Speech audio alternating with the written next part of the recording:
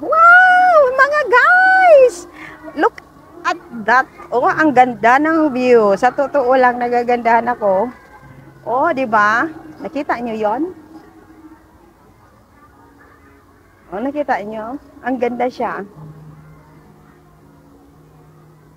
Ayan, ibihagi ko sa inyo yung magandang tanawin dito para naman kahit paano mabusog ang iyong mga mata. Kahit ako nagagandahan o kaya ano oh. Oh, di ba? O, di ba? So, maigi nang isinishare ko dito para kahit papaano ayan. Ang pagka-design ng hagdan niya na maganda, nakaharap sa dagat. Oo, tapos ayun. Ay, may isa pang ipapakita ko sa inyo. Ikot ako. Ayun, ang ganda doon sa yung clouds. Mahaharap mo doon, clouds. Clouds yan na ano. Ayun oh.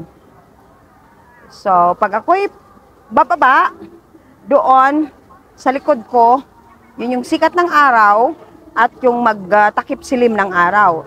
Pag dito naman, ang ikot ko sa baba, ayan, pababa ako, yaan yung papunta ka sa dagat. O di ba ganun ang ano na design ng hagdan na to. Okay, so, bababa ako. Bababa ako ng ganun. O, samahan nyo ako sa aking pagbaba. So, ganun. O, ganyan ang itsura niya. Diba? Ganyan ang itsura niya kapag ikaw ay bababa. So, ayan. May nasalubong pa ako. Kasi, umakyat siya. Ako naman pababa. Kaya, salubong kami. So, ayan. Nakikita niyo yung pangalawang palapag ng hagdan. So, ayan, ganyan. Bago ako pupunta doon sa baba, dito muna ako iikot.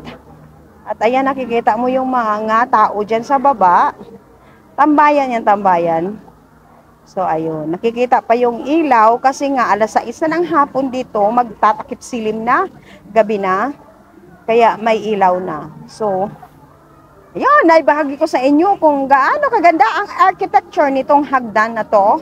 Nakikita yung harap na kung saan nandyan ang dagat.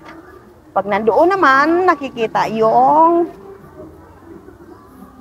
takip silim dyan takip silim yan, takip silim yung kulay yellow, takip silim na yan ano na yung araw, magsa sunset na. So ayan na guys, naipakita ko na sa inyo ang view dito sa taas. At ang hagdan na to, ang nagdaan para ako yung makababa. So sige na, salamat sa nanonood at naipakita ko nga sa inyo kung gaano kaganda ang view na nakita ko dito. At yun, binahagi ko sa inyo. Sana nagustuhan nyo. Bye-bye, salamat.